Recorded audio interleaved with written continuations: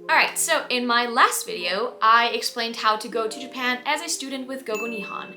And one of the undoubtedly most difficult parts of going to Japan is finding a place to stay. So as requested by you guys, today I'm going to be talking about the different kinds of accommodation and housing for foreign students in Japan.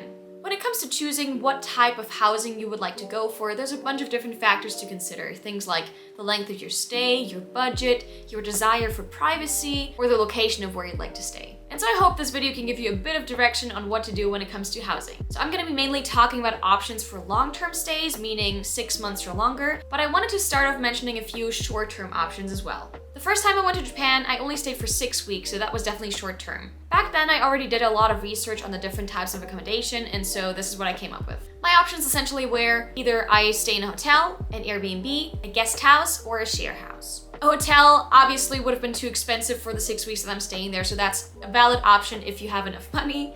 Airbnbs are a great option if you have a lot of money to spend, since they're only a tiny bit cheaper than hotels. You can also severely cut down on the cost of an Airbnb if you, for example, only rent out a private room in a shared apartment. An even cheaper option would be a guest house. For a short-term stay, guest houses are definitely your best bet if you live on a tight budget. But because they're so cheap, they only really provide the absolute necessities that you need to live. In a guest house, you usually only really have a bed to yourself. You'll be sharing the room, you'll be sharing the bathroom and the toilets. But so now, what is the difference between a guest house and a share house? They're kind of similar, just that a share house is meant for long-term stays and also you will be able to get your own private room. Also, a big difference is that a guest house works like a hotel, so it's just accommodation, while a share house is a place of residence, meaning that you can stay there long-term as a resident on a visa in Japan. And so the most viable option for me out of all of those for 6 weeks was definitely the share house, since I did want some kind of privacy. I didn't want to share a room where I have one half of a bunk bed, so I chose a share house.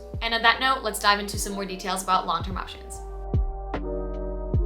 As I already said, share houses are usually for long-term stays, meaning that you will be required to stay for a minimum of 1 month, in some share houses even 3 months. And if you're staying in Japan for 6 months to like 2 years, I think this is the best kind of accommodation you could go for. And that's mainly because there's so much variety with share houses. For example, you can choose to stay in a share house that has 100 people, or you can just stay in one that only has 10 people in it. It all depends on your kind of lifestyle and what you are trying to get out of it. Share houses usually offer both shared and private rooms. The shared rooms are usually only with 2 people and the private rooms are just for yourself. One thing that severely impacted my privacy though is that there is no private bathrooms. I really would like to have a private bathroom, but that is really difficult to find in Japan unless you rent out an apartment yourself. But so especially as a woman, that was a bit of a concern of mine, but thankfully there are share houses that are female only or that offer female only floors. In many share houses, you'll also find a mixed bag of people from many different countries, and some of them even have like half Japanese people, half foreigners, so you can really have that intercultural exchange. And living in a share house, if we speak about the Tokyo area, for example, will cost you around 50,000 yen a month. That average really comes from, in a shared room, you'd usually pay around 40,000, and in a private room, usually 60,000. So some popular websites where you can find share houses are, for example, Borderless House, Sakura House, or Oak House.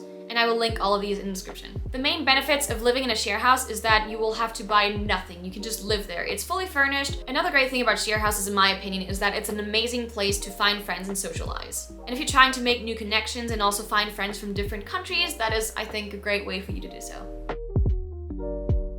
Alright, next up, we have dormitories. Dorms are very similar to share houses in what they provide. The only real difference is that dorms are linked to a school, and not every school will have a dormitory. Usually the dorms are also not as nice as share houses would be, since they only really want to provide the bare minimum of what a student needs to live. But so they're still fully furnished, and they also provide that intercultural exchange that you would have in a share house. Dorms also can be a bit cheaper than share houses, but they usually also come around 50,000 yen.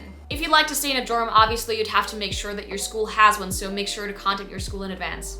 The third option I want to talk about is homestay. So this is a very special experience. I've personally never done this, but a lot of my friends have, and they've all said it was amazing. Doing a homestay will provide you with a very personal experience, since you'll be living with a Japanese family. And the main thing people really like about this kind of housing is that they really feel safe and taken care of. I would think the biggest benefit of living with a host family is also that it could really improve your Japanese skills, since you're constantly bombarded with it. And also, having someone look after you, showing you around the city, and just providing for you is definitely great. The big plus of homestays is also that you will be provided with breakfast and dinner every day so you can really cut down on your food costs. One thing that might be a bit inconvenient though is that most host families don't really live in the city center but outside of it, and so the commute might be a bit longer than if you would stay, for example, in a share house. Also, one thing that I personally could not accept probably is that most host families give you a curfew, so a time by that you have to be home every day. So there's limited freedom, and it also depends on whether you are a good fit for the family or not. Sometimes people don't really feel very comfortable in their host families and they have to be sent to a new one. But if you can deal with all of that, it is an all-inclusive, super authentic experience of Japanese lifestyle. One thing that might make you want to reconsider doing a homestay is the price of it.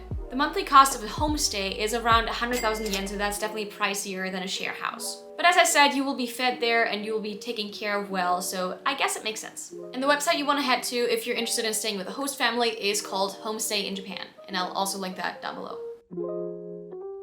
Alright, so the last thing, of course, is renting your own apartment. First off, renting an apartment in Japan can be very difficult. The Japanese housing market really doesn't cater to foreigners very much, and a lot of companies are very discriminatory, so they might even reject you. There's also very high initial costs involved with renting out a place that will sometimes even set you back around $3,000. And of course, having your own place sounds really nice, but it also comes with a lot of responsibilities. A lot of houses in Japan are also not very well insulated. That means that cooling and heating costs will be very, very high, especially in winter and summer. Also, frankly, it's a hassle to get an apartment. It requires a guarantor, it requires a lot of paperwork, and Japan is very, very difficult when it comes to paperwork. But if you absolutely cannot compromise on your privacy, which I totally understand, and you'd also want to have a space where you can maybe invite over people like your friends and family here and there, then this is the choice for you. I have one last caveat though, because if you're planning on staying in Japan for less than 2 years, getting an apartment might be very difficult, since most rental contracts actually have a fixed 2-year period. The usual cost of an apartment is around 90,000 yen per month. Obviously, it differs very much.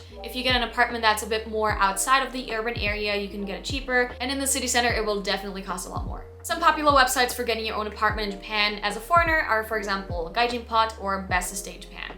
And as a little bonus tip, you can also look for furnished apartments in Japan. I would recommend checking out Okawa's Private Apartments or Fontana, for example. So when you choose a place to stay in Japan, I think it's super important to get all your priorities in check. That might be the cost, that might be proximity, or it might be the size, or even privacy. But once you get those priorities in order, I think it should be easy to figure out what kind of accommodation you should go for. And if you like this video, make sure to subscribe to my channel, check out my other videos, and I'll see you guys next time. Mata ne!